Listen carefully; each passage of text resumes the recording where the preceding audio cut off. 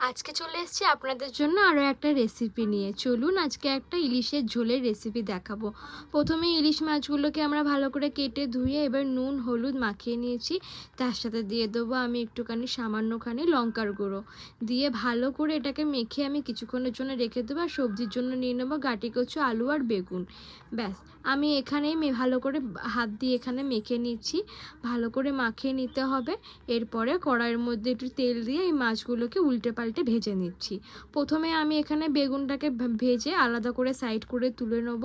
এরপরে ওই তেলের মধ্যে একটু কালো জিরে ফোড়ন দিয়ে নিয়েছি আর দিয়ে দেবো এখানে 4টে থেকে 5টা কাঁচা লঙ্কা দিয়ে এর প্রথমেই আমি এখানে গাটি কচুটাকে দিয়ে দেবো।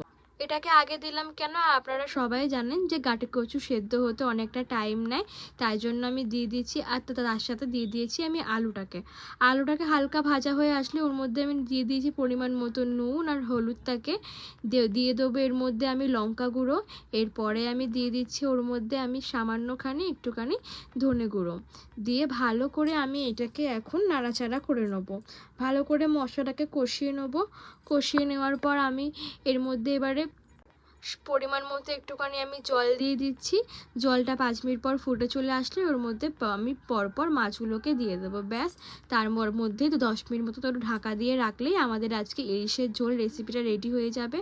অবশ্যই জানাবেন আপনাদের রেসিপিটা কেমন লাগলো আর আমার চ্যানেলটাকে সাবস্ক্রাইব করবেন।